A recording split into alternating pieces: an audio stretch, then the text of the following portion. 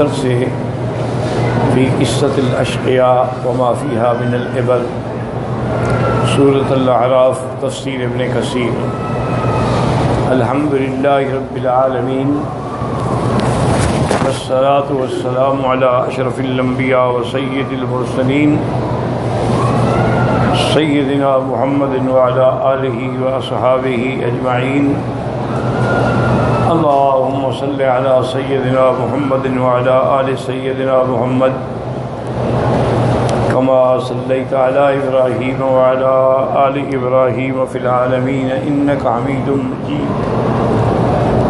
اعوذ باللہ من الشیطان الرجیم، بسم اللہ الرحمن الرحیم۔ واتل علیہم نبأ الذی آتیناہ آیاتنا فانسلخ منها فأتبعه الشیطان فکان من الغاوین۔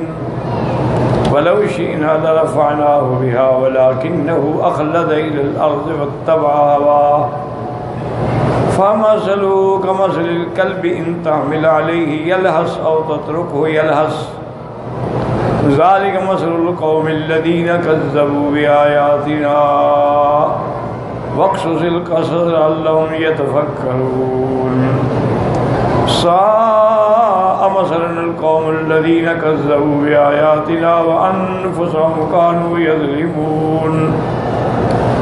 قال المؤلف والمفسر رحمه الله تعالى أدام النفع بعلومه وعلومكم في الدارين آمين۔ واتل عليهم نبأ الذي آتيناه آياتنا فانسلخ منها إلى قوله لعلهم يتفكرون۔ قال فحدثني بهذا سيار ولا أدري لعله قد دخل فيه شيء من حديث غيره۔ اب مفسر رحمۃ اللہ علیہ اس روایت میں نقل فرماتے ہیں، یہ بات مجھے سیار نے بتائی لیکن اللہ عالم اس نے اس میں کچھ اور بات بھی ملا دی ہو۔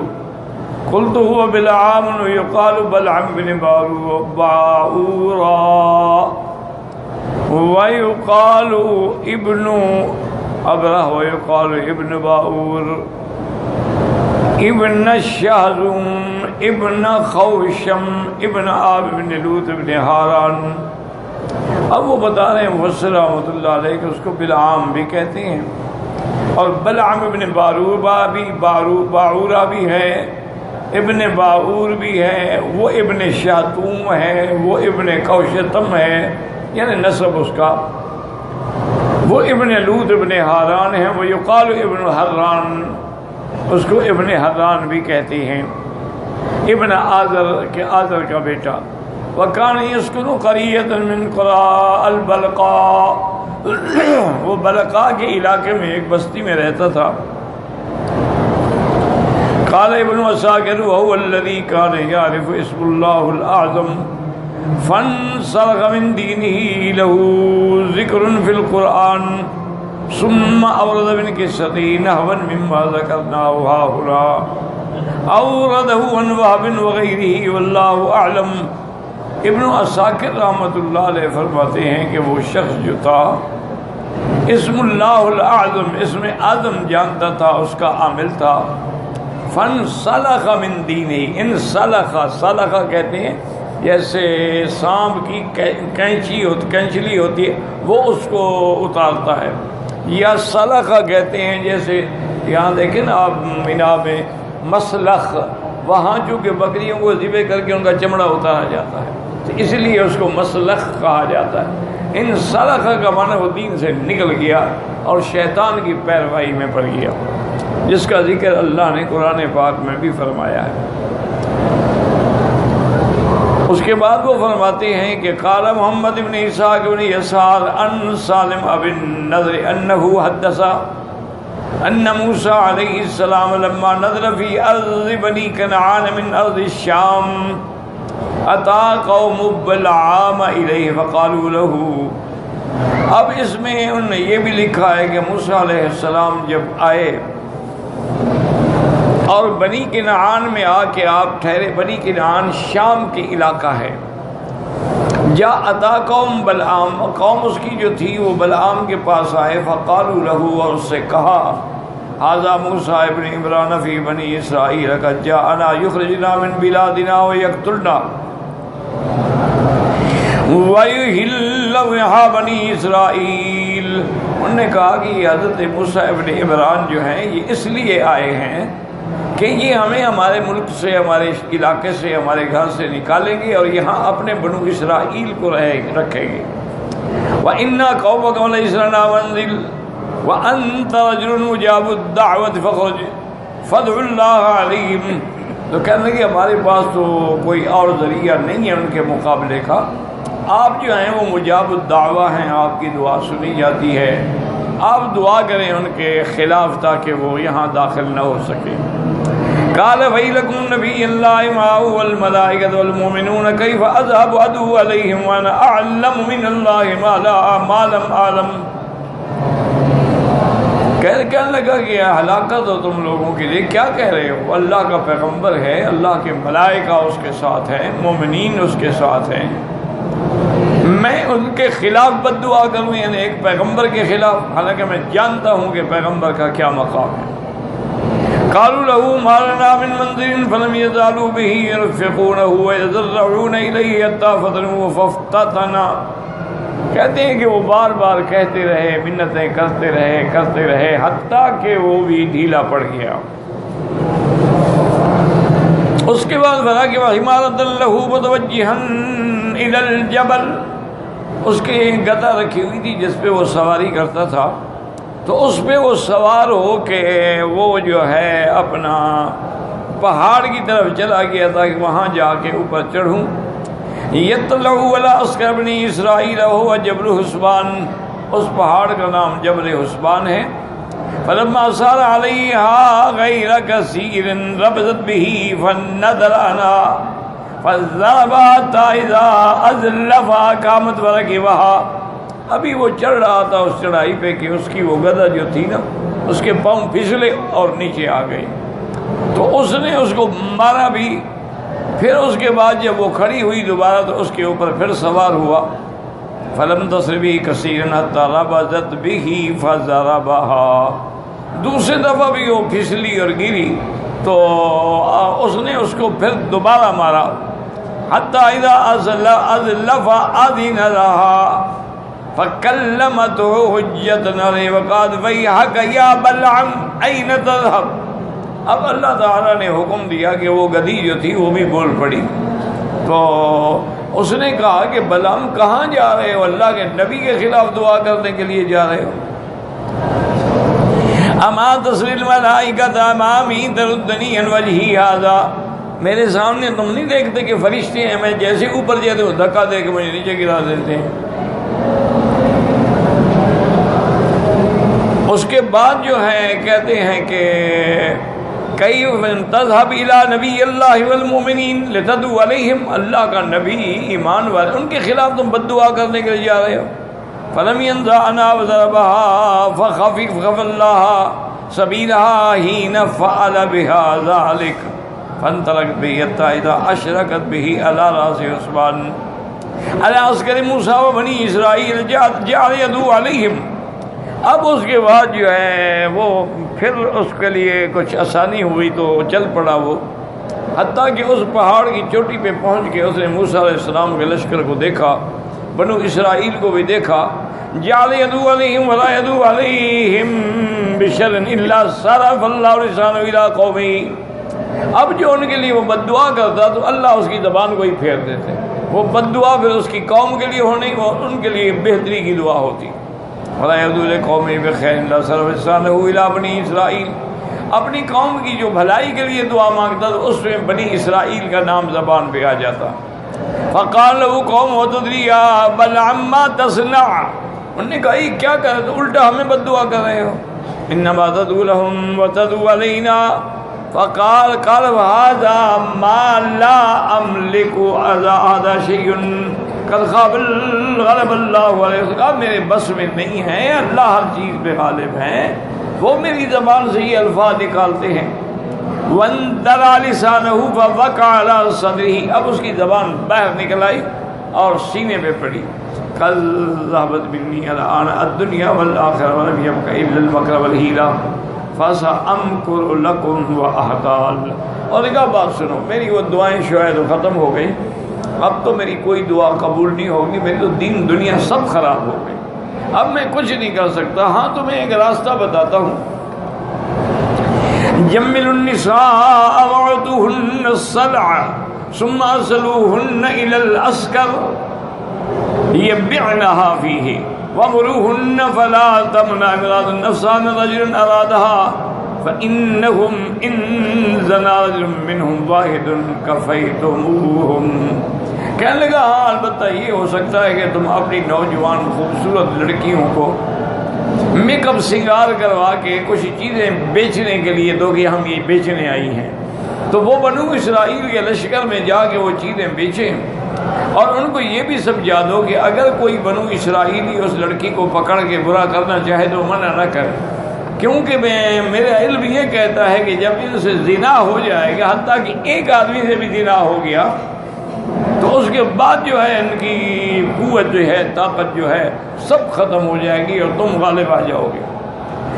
کہتے ہیں ففعلوا فلما دخل النساء العسكر مرت امرأة من الکنعانیین اسمها کسکبنا. وہ کہتے ہیں کہ جب وہ گئے تو ان میں ایک عورت بھی تھی کنعانیین میں سے، ابنت سور راس امتہ، وہ بہت بڑے سردار کی بیٹی تھی.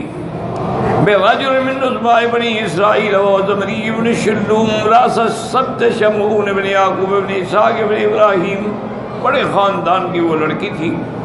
فلما رآها اعجبته وقام واخذ يدها واتى بها موسیٰ، اس نے اس کو پکڑا اور پھر وہ موسیٰ علیہ السلام قال انی اظنک ستقول هذا حرام علیک لا تقربها اجل ہی حرام علیک.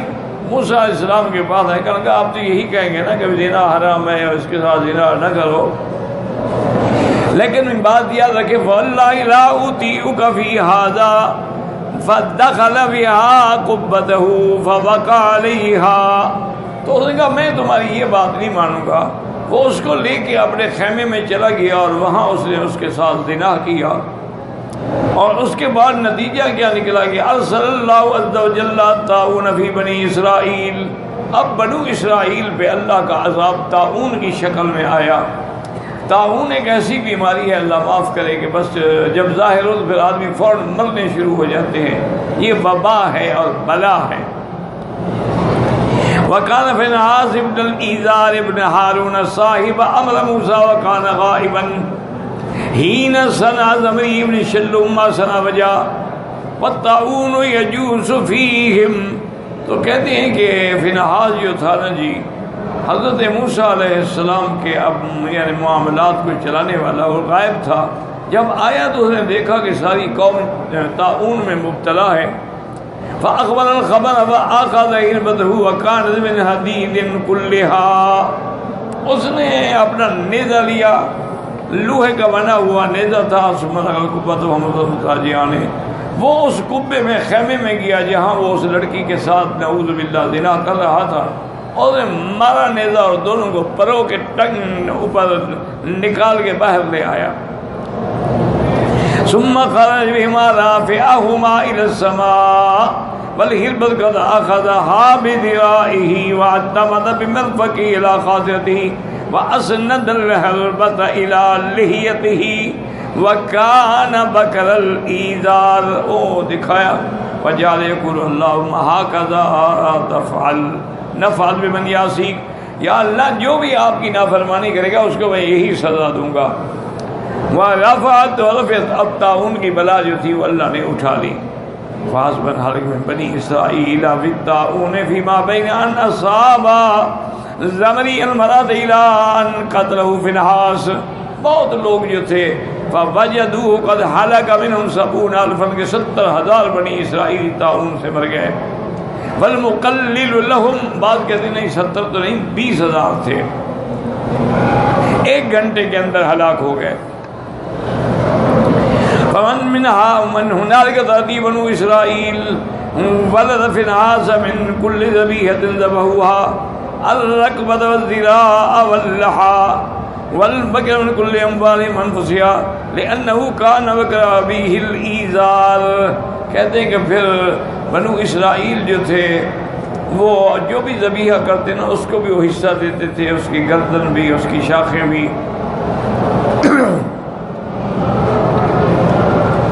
وفی بلعام ابن باروہ تو بلعام کے بارے میں یہ آیت نازل ہوئی ہے.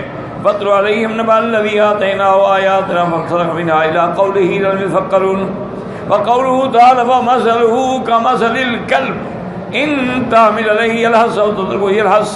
اختلف المفسرون في معناه فمعنى السياق ابن اسحاق عن سالم ابي النضر ان بلعاما ان درى لسانه على صدره. تو مفسرین کا اختلاف ہے کہ اللہ نے یہ مثال ذکر کی ہے کہ اس کی مثال ایسے ہے جیسے کتا ہر وقت زبان نکال کے وہ زبان ہلاتا رہتا ہے.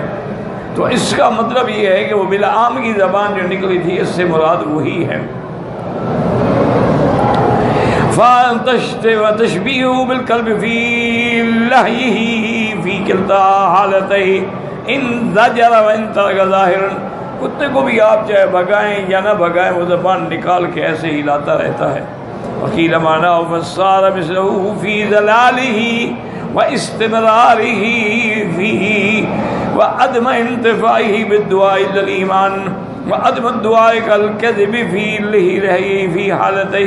یعنی اس کا حال بھی یہی ہوا کہ اب اس کی نہ کوئی دعا قبول ہوتی تھی اور وہ ہر حال میں زبان اس کی باہر پڑی ہوئی تھی. وَإِن تَرَكْتَهُ يَلْهَثْ فِي الْحَالَيْنِ وَكَذَلِكَ هَذَا لَا يَنْتَفِي بِالْمَوْعِظَةِ وَالدَّعْوَةِ إِلَى الْإِيمَانِ وَلَا عَدْمِهِ كَمَا قَالَ تَعَالَىٰ أَلَيْسَ سَوَاءٌ عَلَيْهِمْ أَنذَرْتَهُمْ أَمْ لَمْ تُنذِرْهُمْ لَا يُؤْمِنُونَ. ابھی اس مقام پہ پہنچے کہ ان کو ڈرائیں نہ ڈرائیں یہ ایمان نہیں لے آئیں گے. استغفر لهم او لا تستغفر لهم ان تستغفر لهم 70 مرة فلن يغفر الله لهم. آپ ان کے لیے بخشش مانگیں نہ مانگیں 70 دفعہ مانگیں اللہ ان کو نہیں بخشیں گے. یہ اصل میں آیت منافقین کے بارے میں ہے. وقیل معناه ان قلب الكافر والمنافق والظالم ضعيف فارغ من الهدى فهو كالسير الوجيب فعبر هذا بهذا. بعض کہتے ہیں کہ اس سے مراد یہ ہے کہ کافر کا جو دل ہے اور منافق کا جو دل ہے، گمراہ کا جو دل ہے وہ بڑا کمزور ہوتے ہیں، جدھر چاہو ادھر ہی چلے جاتے ہیں. تو اس کی مثال یہ دی گئی جیسے کتے کی مثال ہے. ان الحسن بصری وغیرہ وتفقصص القصص علم ذکرنی یقول تعالی نبیہ محمد صلی اللہ علیہ وسلم فقصص القصص لعلهم ای لعل بنی اسرائیل العالمین بحال بلعام وما جرى له في اذلال الله عباده من رحمته. اللہ نے حکم دیا کہ آپ جو یہودی آپ کے زمانے میں موجود ہیں بنو اسرائیل ان کو یہ واقعات بتلائیں کہ کیا ہوا تھا ان حالات کے اندر، شاید ان کی ہدایت کا ذریعہ جو ہے وہ بن جائے. بسبب انه استعمل نعمت اللہ علیہ فی تعلیمہ الاسم الاعظم الذي اذا سئل به يعطي واذا دعا به اجاب. اللہ نے اس کو علم اعظم کی نعمت دی تھی کہ جو مانگے وہ ملتا تھا اور جس سے بچنا چاہے بچ جاتا تھا، لیکن اس نے اس نعمت کا شکر ادا نہ کیا. انت استعمل اللہ فی تعلیم اسم الاعظم الذي کہتے ہیں کہ اس نے اللہ کے حکم کے خلاف بل دعا به الی حزب الرحمن، اللہ کی جو جماعت ہے پیغمبر ان کے خلاف بد دعا کرنے لگا. اتباع عبدہ ورسولہ فی ذلک الزمان کلیم اللہ موسیٰ ابن عمران. اتباع یعنی جو تھے حضرت موسیٰ علیہ السلام کے بنو اسرائیل، ان پر وہ یہ کرنے لگا. نتیجہ کیا نکلا کہ برباد ہو. لعلہم یتفکرون ویعظرون ویکونوا مثلہ فإن اللہ قد آتاہم علما ومیزہم علی من ہداہم من الاعراب. تاکہ یہ نصیحت پکڑیں کہ اللہ نے ان کو بھی علم کی نعمت دی ہے اور باقی لوگوں سے ان کو فضیلت دی ہے. وجعل بأیدیہم صفۃ محمد صلی اللہ علیہ وسلم، اور ان کو اللہ نے ان کی کتاب میں حضور پاک کی صفت بھی بیان کی ہے. یہ بالکل جانتے ہیں کہ یہ اللہ کے سچے رسول ہیں. فهم أحق الناس وأولاهم باتباعه وناصرته ومعاذته كما أخبرتهم أنبياءهم بذلك وأمرتهم به. تو مقصد یہ تھا کہ وہ حضور پاک پر ایمان لائیں اور حضور پاک کی اتباع کریں. وَلِهَذَا مَنْ خَالَفَ مِنْهُمْ مَا فِي كِتَابِهِ وَكَتَمَهُ فَلَمْ يَعْلَمْ بِهِ الْعِبَادِ أَحَلَّ اللَّهُ بِهِ ذِلًّا فِي الدُّنْيَا مَوْسِعًا بِذِلِّ الْآخِرَةِ. لیکن جس نے جاننے کے باوجود بھی حضور کی مخالفت کی اور تکذیب کی، اللہ تبارک و تعالی نے ان کو بجائے عزت دینے کے ان پر ذلت اتار دی، دنیا میں بھی اور آخرت میں بھی. ساء مثلا القوم الذين كذبوا بآياتنا. يقول تعالى ساء مثلا مثل القوم الذين كذبوا بآياتنا أي ساء مثلهم ان شبهوا بالكلاب التي لا همت لها الا في تعصيب عقلة او شهوة. اللہ نے مثال بیان کی اس قوم کی جنہوں نے اللہ کی آیات کو جھٹلایا تھا کہ ان کا حال ایسے تھا جیسے کتا ہوتا ہے جس کا کوئی مقصد نہیں ہوتا ماں سوا اس کے دو چیزوں کی اس کو تلاش ہوتی ہے، ایک کھانے کے لیے کوئی ڈھونڈ رہا ہوتا ہے یا شہوت مٹانے کے لیے. فمن خرج عن حیز العلم واکبر شہوت نفسی، جو آدمی علم کو چھوڑ دے اور اتباع انبیاء کو چھوڑ دے اور اپنے نفس کی خواہشات کے پیچھے چل پڑے تو اس کی مثال بھی ایسی ہے جیسے یہ کتا ہے. وَبِئْسَ الْمَثْلُ مَثْلُهُ وَلِهَٰذَا ثَبَتَ فِي الصَّحِيحِ أَنَّهُ قَالَ لَيْسَ مَثْلُ السُّوءِ الْعَائِدُ فِي حَيِّهِ كَالْكَلْبِ يَعُودُ فِي كَيْئِهِ. آپ نے فرمایا کہ ہمارے جیسے کہ العائد فی ہبتہ، کوئی کسی کو ہبہ کرے، کوئی چیز دے پھر لوٹائے، وہ ایسی ہے جیسے کتا اپنی قے کھاتا ہے.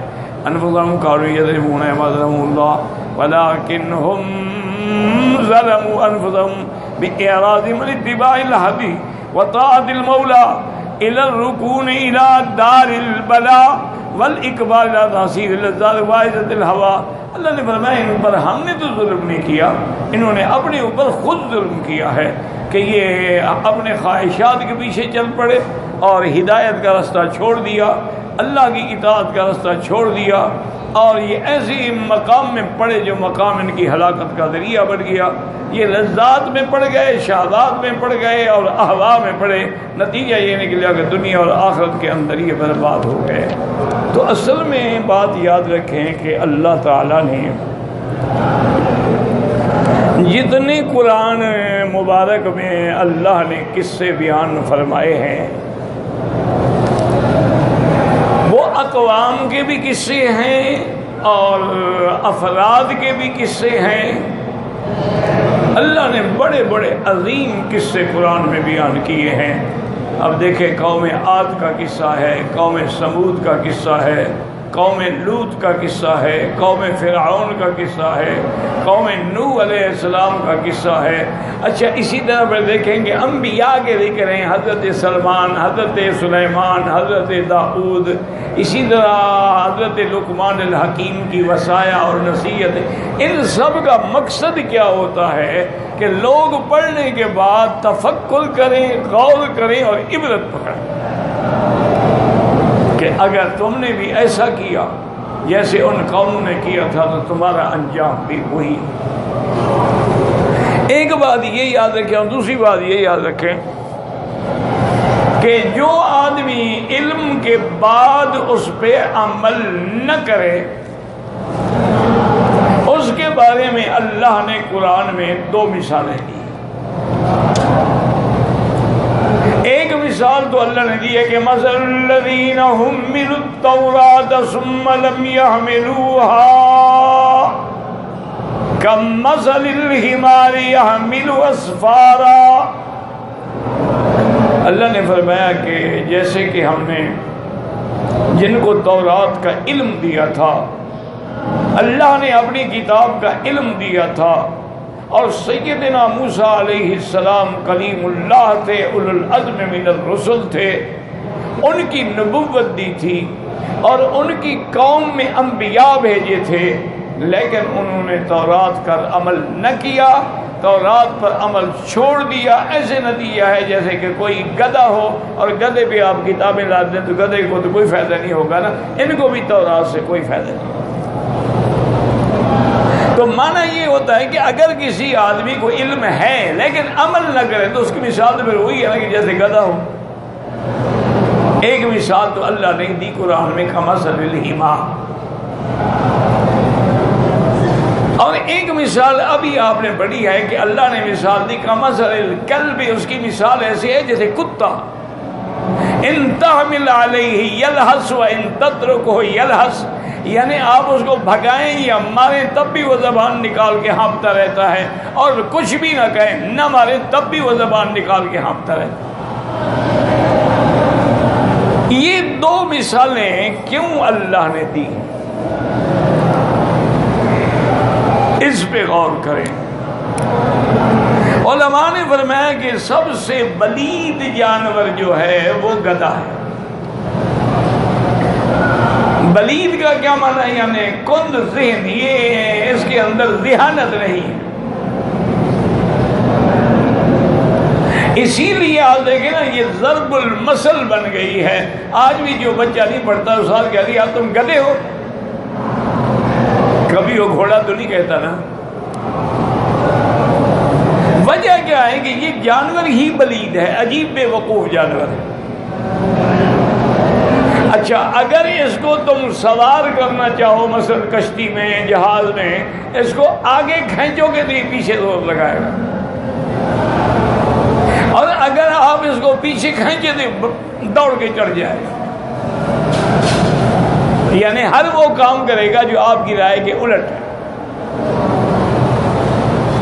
اور دوسری بات یہ ہے کہ اتنا کند ذہن جانور ہے کہ اس پہ آپ جتنا وزن رکھنا شروع کر دیں نا جی، کہ مثلا 1 من 2 من 4 من، یہ وزن کے بوجھ سے زمین پر بیٹھ جائے گا لیکن آواز نہیں نکالے گا.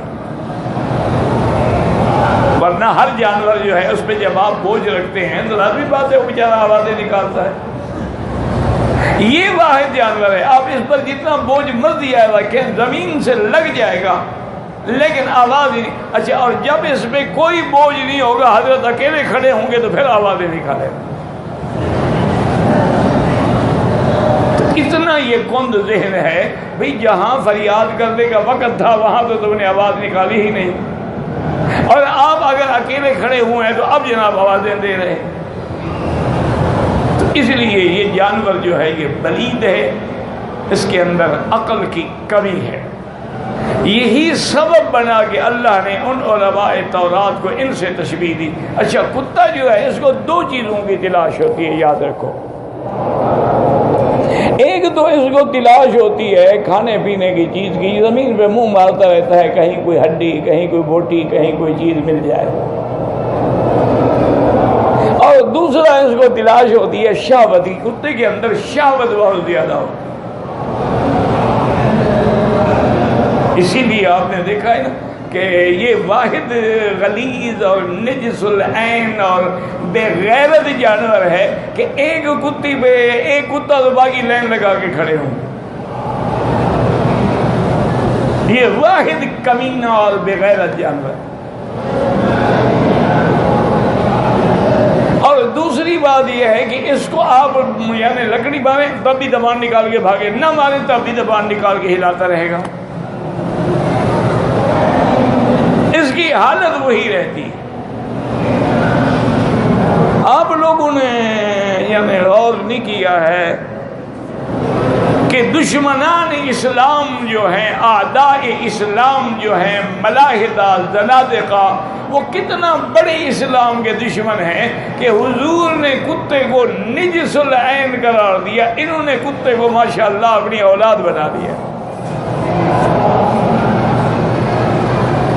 حضور نے فرمایا کہ کتا جو ہے وہ اتنا نجس العین ہے کہ کسی شکل میں وہ پاک ہو ہی نہیں سکتا.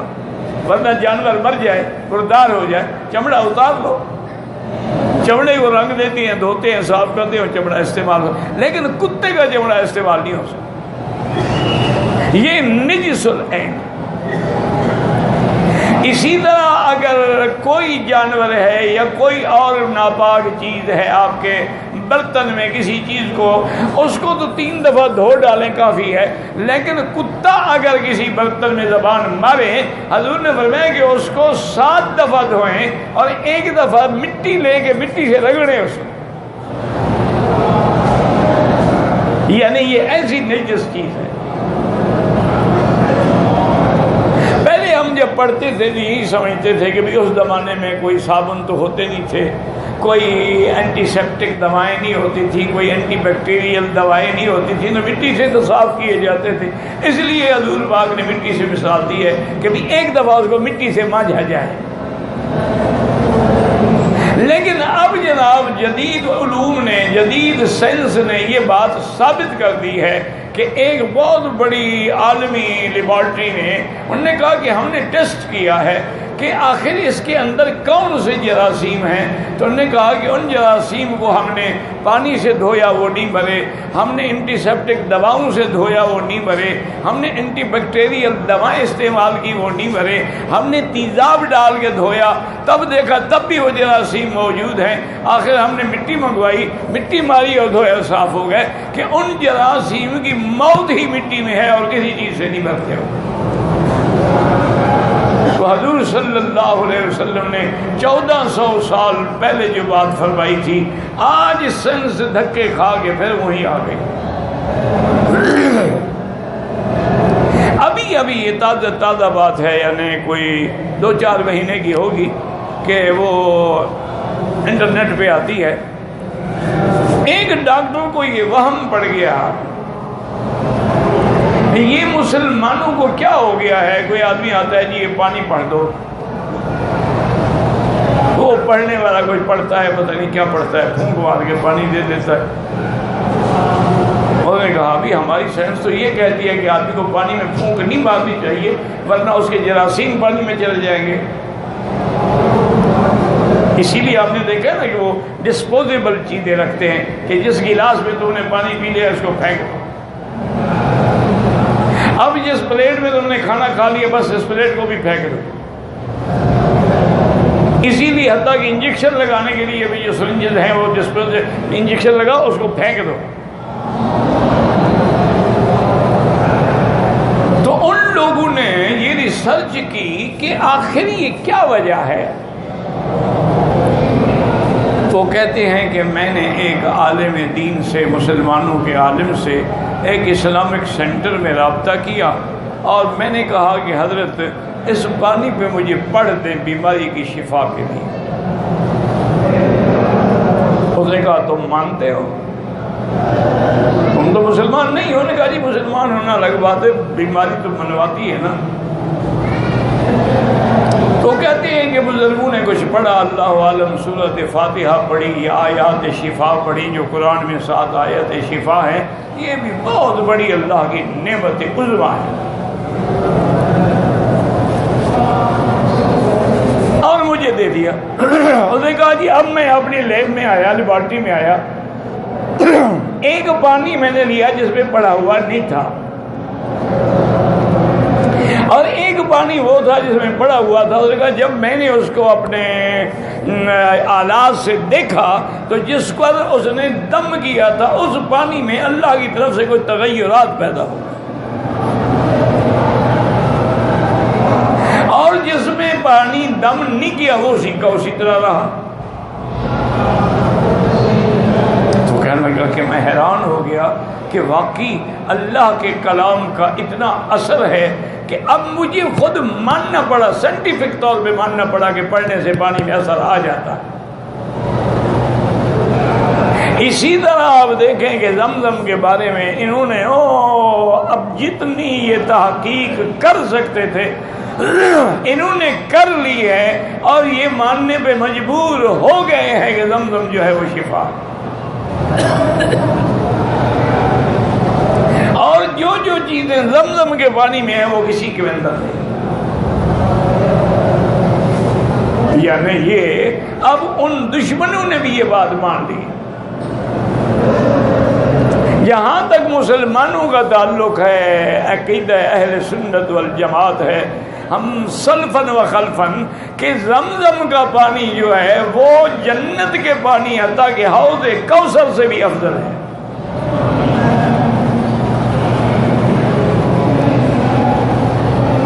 کی وجوہات دیکھیں نا، یاد رکھیں کہ علماء جو ہیں وہ اپنی طرف سے کوئی بات نہیں کہتے، قرآن و حدیث سے وہ دلائل کو نکالتے ہیں، وہ موتی چنتے ہیں جو سمندر کے اندر ہیں تو سمندر کے اندر، نہ سمندر نہ ہو تو موتی کہاں سے نکالیں گے؟ انہوں نے استدلال کیا ہے سب سے بڑا کہ بھئی حضور صلی اللہ علیہ وسلم کا شق صدر ہوا، جب آپ کا سینہ مبارک کھولا گیا تو حضرت جبریل علیہ السلام تمام چیزیں جو ہیں وہ ایک سونے کے تشت کے اندر بھر کے لائے، حضور کو لٹایا، حضور کو سلایا اور آپ کا سینہ مبارک کھولا، اس کے اندر وہ ایمان و حکمت کی نعمتیں جو لائے تھے وہ اس کے اندر بھر دی۔ ساری چیزیں جنت سے آئیں لیکن پانی زمزم کا لیا۔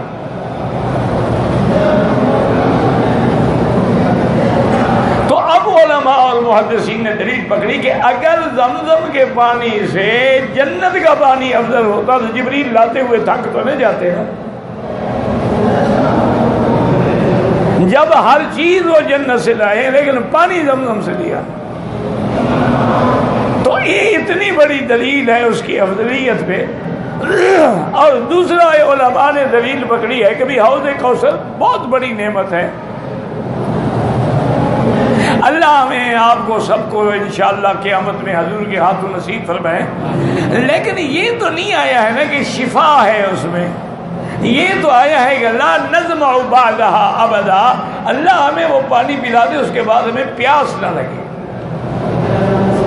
ویسے جنت میں پیاس ہوگی نہیں، کیونکہ لا نصب ولا تعب، وہاں نہ تکلیف ہے، نہ پیاس ہے، نہ بھوک ہے۔